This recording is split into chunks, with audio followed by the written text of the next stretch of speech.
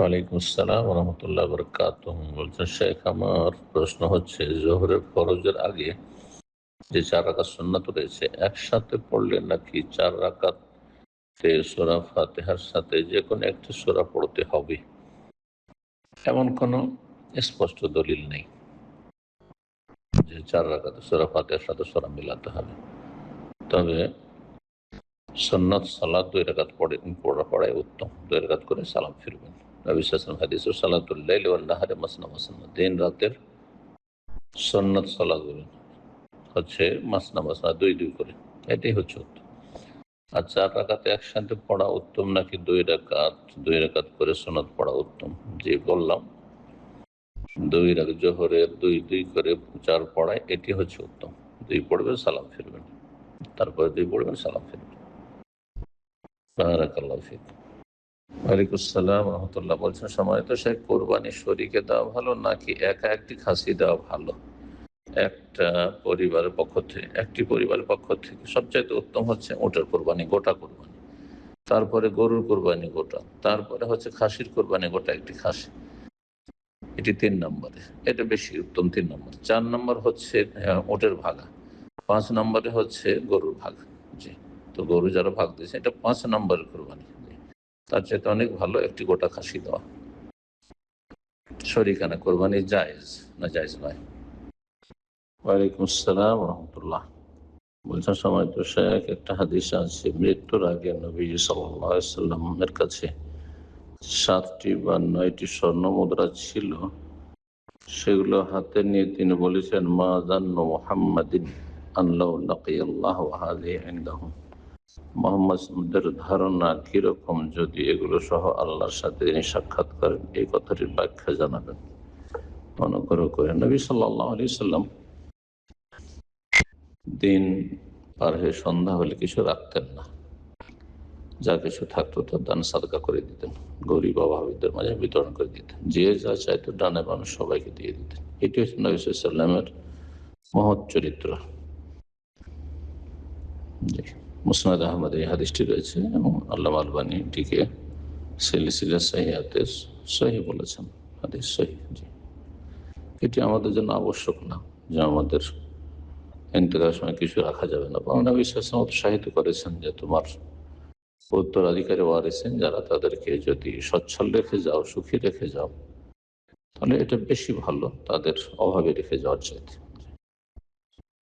বারাকাল্লাহু ফিকুম।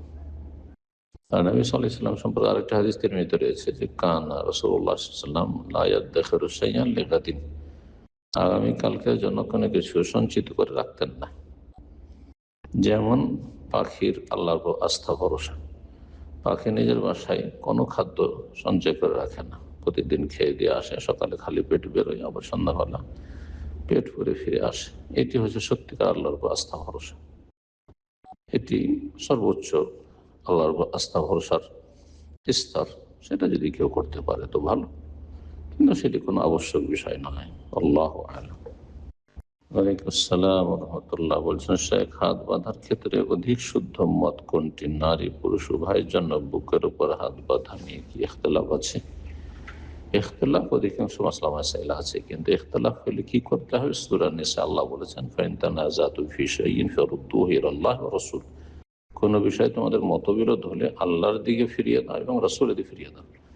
কোরআনে কারিমে আছে কিনা তার সমাধান, এবং কোরআনে কারিম না পেলে রাসূলুল্লাহ সাল্লাল্লাহু আলাইহি ওয়াসাল্লাম ফিরিয়ে দাও, মানে হাদিস আছে কিনা সেই হাদিস, সেই মতো আমল করবে। যে হাদিসগুলি হাত বাঁধার ক্ষেত্রে রয়েছে সেই হাদিসের মধ্যে সবচেয়ে যেটি শক্তিশালী হাদিস সেটি হচ্ছে বুকের উপর হাত বাঁধা, আর সেটি নারী হোক আর পুরুষ হোক সবার জন্য। মহিলারা বুকের উপর বাঁধবে আর পুরুষরা নাভির নিচে বাঁধবে, এটা হানাফিদের মন গড়া ফতোয়া। বারাকাল্লাহু ফিকুম। আর যারা বলছে যে হাত ছেড়ে, তাদের ফতোয়া ভুল। যারা বলছে যে যে কোনো জায়গায় বাঁধলেও, তাদের ফতোয়া ভুল। এরা শিথিলপন্থী। আল্লাহ হিদায়াত দান করুন।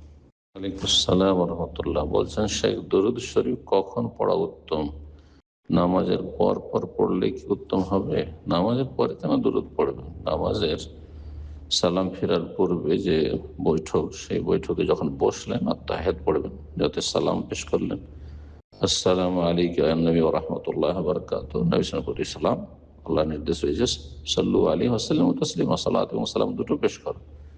সালাম হয়ে গেল আত্তাহিয়াতের মাধ্যমে, তাশাহুদের মাধ্যমে, আর তারপর আল্লাহুম্মা সাল্লি আলা মুহাম্মদ ওয়া আলা আলি মুহাম্মদ, আল্লাহু বারিক আলা মুহাম্মদ ওয়া আলা আলি মুহাম্মদ ইন্নাকা হামিদুম মাজিদ পর্যন্ত এই দরুদ ইব্রাহিমী যেটি বলে পরিচিত সেটি পড়বেন। এছাড়া নফল যদি দরুদ পড়তে হয় যে কোনো সময় পড়তে পারেন, যখন ইচ্ছা তখন পড়তে পারেন আপনি, কিন্তু সুন্নতি জিকির আজকারগুলি সালাম ফেরার পরে পাঠ করে নিয়ে তারপরে অন্য সময় পড়বেন।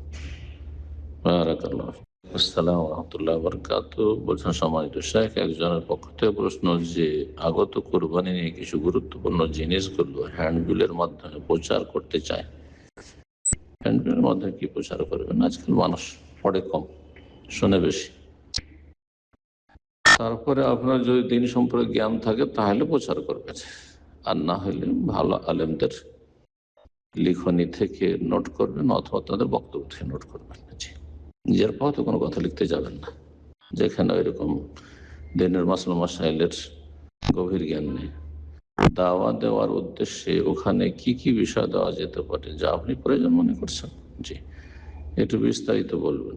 বিস্তারিতের জন্য আলোচনাগুলি শুনবেন, কোরবানির মাসাইলের যে আলোচনা রয়েছে সেগুলিতে যে পয়েন্টগুলির প্রয়োজন মানুষের সেগুলি আপনি সংক্ষেপ করে, যদি সংক্ষিপ্ত করার যোগ্যতা থাকে তাহলে হ্যান্ডবিল বানাতে যাবেন, আর না হলে বহু আলেম আলমাদের বক্তব্য লিখনি সেগুলি মানুষের কাছে প্রচার করবেন। বারাকাল্লাহ ফিক। তারপরে বলছেন এরকম করা কি ঠিক হবে? মানুষ কি এই হ্যান্ডবিল পড়তে চাইবে?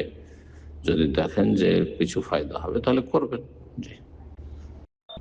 আর যদি হ্যান্ডবিল দিয়ে দিলেন আর তারপরে মানুষ ফেলে দিল আর তারপর দিয়ে মানুষ হাঁটছে, আজকাল মানুষের কাছে লেখাপড়ার সময় নেই, এত দুনিয়া নিয়ে ব্যস্ত হয়েছে, সোশ্যাল মিডিয়া তাদেরকে ব্যস্ত করে ফেলেছে।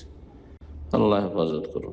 আসসালাম রহমতুল্লাহ। বলছেন শেখ, বর্তমানে বিভিন্ন অনলাইন প্রতিষ্ঠান বিভিন্ন আলেমা বা ইসলামিক কোর্স ওপেন করে মাল্টিপল কুইজে পরীক্ষা হয়ে রেজাল্ট হয়, এভাবে তারা সার্টিফিকেট পায়।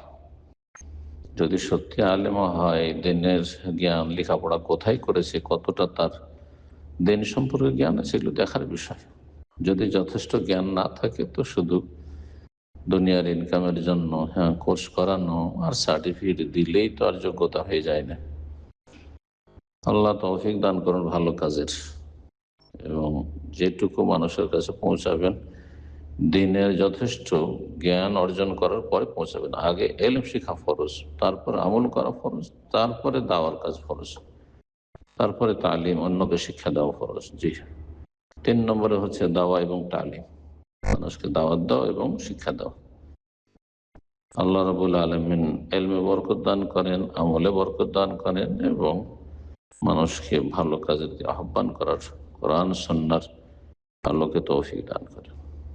আসসালামু রহমতুল্লাহ বারাকাতুহু। সম্মানিত শেখ, আমার যদি সানা পড়ার সময় মাখরাজ উচ্চারণ না হয় এবং রুকু তাজবিদে মাখরাজ উচ্চারণ না হয় এবং সিজদা তাজবিদে মাখরাজ উচ্চারণ না হয়, তাহলে কি আমার সালাত হবে না? সূরা ফাতিহাকে মাখরাজ উচ্চারণ করতে হবে?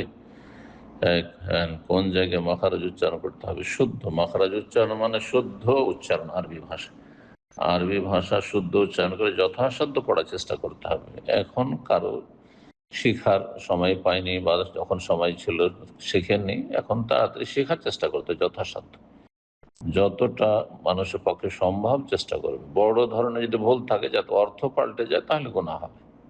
বারাকাল্লাহ। ওয়ালাইকুম রহমতুল্লাহ। বলছেন যে সম্মানিত শেখ, আল্লাহর সাথে কুদরতি কথাটা বলা যাবে কি? কেন কুদরতি? আল্লাহর কুদরতি হাত, কুদরতি পা, এরকম যদি বলেন তো মানে হাত নেই পা নেই মানে কুদরতের অর্থ, তো এটা কুফরি কথা। এই অপব্যাখ্যা হচ্ছে কুফরি, গুমরাহি। জি, এটা এরা আহলে সুন্নাত ওয়াল জামাত নয়, এরা কোরআন সুন্নাহর অনুসারী নয়, এরা আহলে বিদআত, পথভ্রষ্ট। জি, আল্লাহ এদের অনিষ্ট রক্ষা করুক, এটা মোটেই জায়েজ নয়। কিন্তু আল্লাহর কুদরত বলেন, আল্লাহর কুদরত একটি সিফাত, গুণ, যে আল্লাহর ক্ষমতা। আল্লাহু আলা কুল্লি শাইইন কাদির, আল্লাহ সবকিছুর উপর শক্তিবান। জি, বারাকাল্লাহ।